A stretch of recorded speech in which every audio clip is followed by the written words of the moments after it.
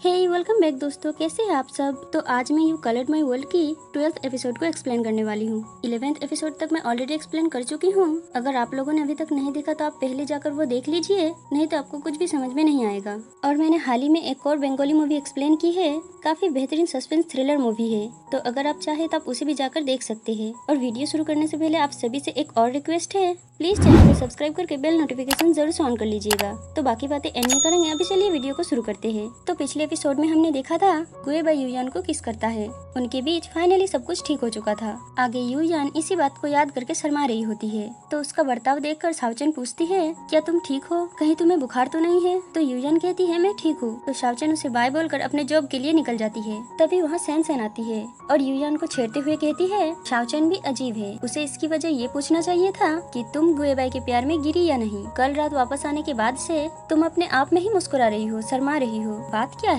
फिर दोनों एक दूसरे को छेड़ने और हंसी मजाक करने लगते हैं। आगे सभी टीचर्स और प्रोफेसर मिलकर गुएबाई की बीमारी और उसकी गोल्ड मेडल को लेकर डिस्कस कर रहे होते हैं कि अब आगे क्या किया जाए। तभी प्रोफेसर को हुआयान का कॉल आता है। वो कहती है मैं गुएबाई के लिए एक एग्जीबिशन रखना चाहती हूँ, लेकिन उसका गोल्ड मेडल का केस अभी तक नहीं सुलझा है, तो मेरा ये जानना जरूरी है ये केस किसी नतीजे पर पहुँचा या नहीं। प्रोफेसर कहते हैं नहीं। तो वो कहती है मेरे पास एक रास्ता है जो गुएबाई को बेकसूर साबित कर सकता है, और उन्हें मिलकर आमने सामने बात करने के लिए कहती है। इधर गुएबाई लंच बना रहा होता है क्योंकि उसने प्लान बनाया है यूयान और उसके साथ में लंच करने का। तभी उसे प्रोफेसर का कॉल आता है। वो कहते हैं मैंने सुना तुम्हारी जो गैलरी में एग्जीबिशन होने वाला है। तो गुएबाई हाँ कहता है। प्रोफेसर कहते हैं हुआयान तुम्हारे केस को लेकर परेशान है और उसके पास एक रास्ता है जो तुम्हें बेकसूर साबित कर सकता है। हम दोपहर को मिलकर बात करने वाले हैं, तो तुम डिपार्टमेंट आ जाना। अब गुएबाई का तो यूयान के साथ लंच का प्लान है, तो वो मना करने लगता है। तो प्रोफेसर कहते हैं यहाँ सब तुम्हारी मदद करने की कोशिश कर रहे हैं, तो नखरे मत दिखाओ, चुपचाप डिपार्टमेंट आ जाना। फिर गुएबाई ये बात यूयान को बताता है कि प्रोफेसर ने उसे बुलाया है और कहता है वो जल्दी आने की कोशिश करेगा। तो यूयान भी मान जाती है। सैन पूछती है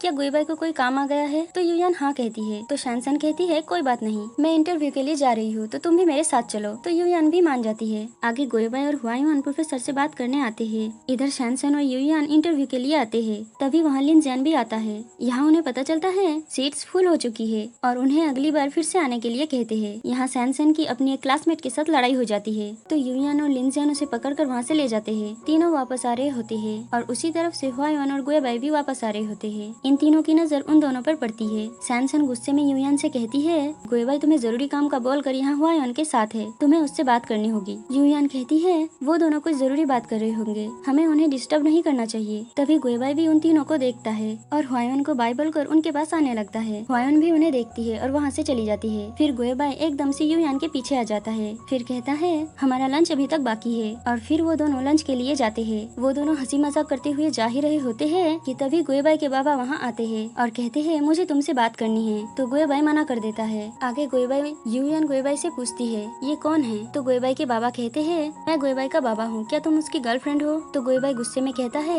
इससे आपका कोई मतलब नहीं। तो वो कहते हैं मुझे तुमसे बात करनी है, मैं तुम्हारा ज्यादा समय नहीं लूंगा। तो गुएबाई यूयान को चाबी देकर अंदर इंतजार करने के लिए कहता है। आगे उसके बाबा कहते हैं मैंने सुना तुम्हारा गोल्ड मेडल को लेकर कोई प्रॉब्लम है, फ्रांस में मेरे कुछ रिसोर्सेस है, मैं तुम्हारी मदद कर सकता हूँ। तो गुएबाई साफ मना कर देता है। फिर इनके बीच थोड़ी बहस होती है। फिर गुएबाई वहाँ से चला जाता है। आगे यूयान कुकिंग कर रही होती है। तभी गुएबाई वहाँ आता है और थोड़ा इमोशनल होकर पीछे से उसे हक करता है। यूयान उसे कंसोल करती है। आगे वो दोनों लंच करने बैठते हैं। यूयान ने गुएबाई के लिए उसका फेवरेट नूडल्स बनाया होता है, जिसे खाते ही गुएबाई को उसकी माँ के हाथ के बने नूडल्स की याद आने लगती है। फिर गुएबाई उससे पूछता है क्या तुम्हें मुझसे कुछ पूछना नहीं है। तो यूयान कहती है अगर तुम बताना चाहो तो मैं यही हूँ। तो गुएबाई उसे सब कुछ बताता है कि कैसे उसके बाबा ने उसके बचपन में उसे और उसकी माँ को छोड़कर एक दूसरी औरत से शादी कर ली थी। तो दरअसल गुएबाई के बाबा का मेन बिजनेस जापान में था, वहाँ उनकी कंपनी थी। पहले तो सब कुछ ठीक था, लेकिन फिर कंपनी की फाइनेंशियल कंडीशन काफी बुरी होने लगी। उनकी कंपनी ऑलमोस्ट बैंकरप्ट हो चुकी थी, लेकिन उनकी जो बिजनेस पार्टनर थी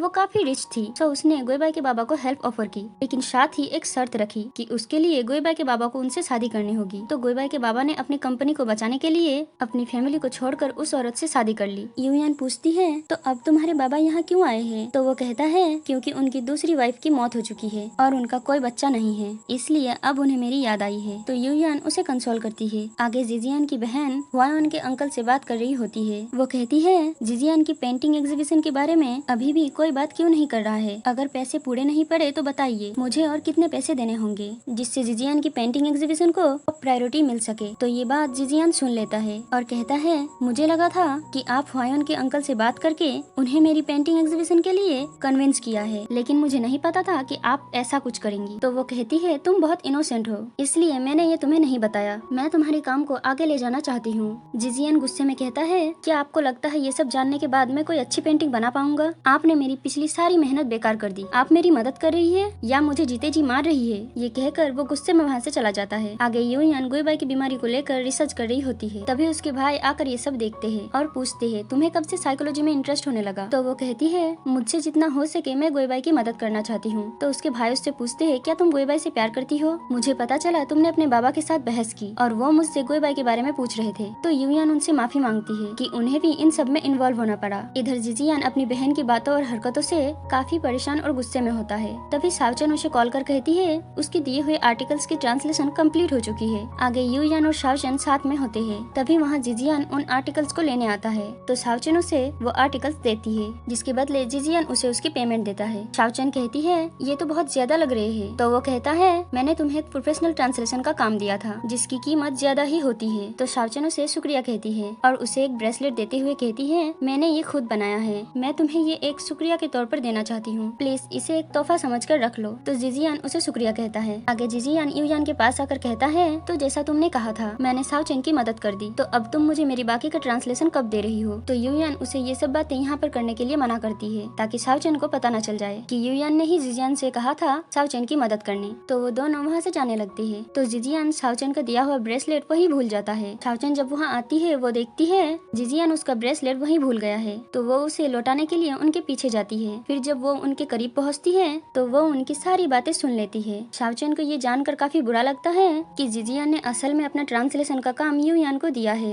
और शाओचन को इतने सारे पैसे देकर उसने बस उसकी मदद की है, वो भी सिर्फ यूयान के कहने पर। फिर जब जिजियान यूयान को शाओचन का दिया हुआ ब्रेसलेट दिखाने वाला होता है तो उसे पता चलता है वो तो उसे टेबल पर ही भूल आया है। तभी वो दोनों शाओचन को देखते हैं। शाओचन कहती है, मैं जानती हूँ तुम मेरी मदद करने की कोशिश कर रही हो, उसके लिए शुक्रिया, लेकिन सच में आज तुमने मुझे बहुत हर्ट किया है। ये कहकर वो वहाँ से चली जाती है। जिजियान कहता है, शायद उसे गलतफहमी हुई है, क्या मैं उसे जाकर समझाऊं? यूयान कहती है, वो अभी काम पर है, मैं उसे समझा दूंगी। आगे काफी रात हो जाती है, लेकिन शाओचन अभी भी डॉम वापस नहीं आई होती है। तो सभी काफी परेशान हो जाते हैं, इसलिए सभी मिलकर अलग अलग डायरेक्शन में शाओचन को ढूंढने के लिए निकलते हैं, लेकिन काफी ढूंढने के बावजूद वो नहीं मिलती। जिजियान कहता है, ये सब मेरी गलती है। तो यूयान कहती है, नहीं ये मेरी गलती है, उससे पूछे बिना ही मैंने तुम्हें उसकी मदद करने के लिए कहा। यूयान दोबारा शाओचन को कॉल करती है। जिजियान उसे कंसोल करने के लिए उसके सर पर हाथ रखने ही वाला होता है कि तभी वहाँ गोएबाई आ जाता है और उन दोनों को साथ देखकर थोड़ा जेलस होता है। यूयान गोएबाई से शाओचन के बारे में पूछती है तो गोएबाई नहीं कहता है। इधर सैनसन भी शाओचन को कॉल कर करके परेशान थी। तभी शाओचन अंदर आती है। सैनसन ये बात यूयान को कॉल करके बताती है कि शाओचन वापस आ गई है। तो सभी थोड़ा रिलैक्स होते हैं। तभी गोएबाई और जिजियान एक साथ एक टाइम पर ही कहते हैं कि वो यूयान को वापस उसके डॉम ड्रॉप कर देंगे। तो माहौल कुछ सेकंड के लिए खामोश हो जाता है। फिर यूयान कहती है वो खुद चली जाएगी। फिर जिजियान को बाय बोलकर और गोएबाई को अलग से कहकर वहाँ से चली जाती है। यूयान के जाते ही ये दोनों एक दूसरे को कातिल निगाहों से देखने लगते हैं। गोएबाई बहुत गुस्से में होता है और यहीं पर ये एपिसोड एंड होती है। तो आपको वीडियो कैसा लगा ये कमेंट करके जरूर बताइएगा और साथ ही एक लाइक भी कर दीजिएगा और चैनल को सब्सक्राइब करके बेल नोटिफिकेशन जरूर से ऑन कर लीजिएगा। तो मैं मिलती हूँ आपको अगले वीडियो में, तब तक के लिए बाय बाय।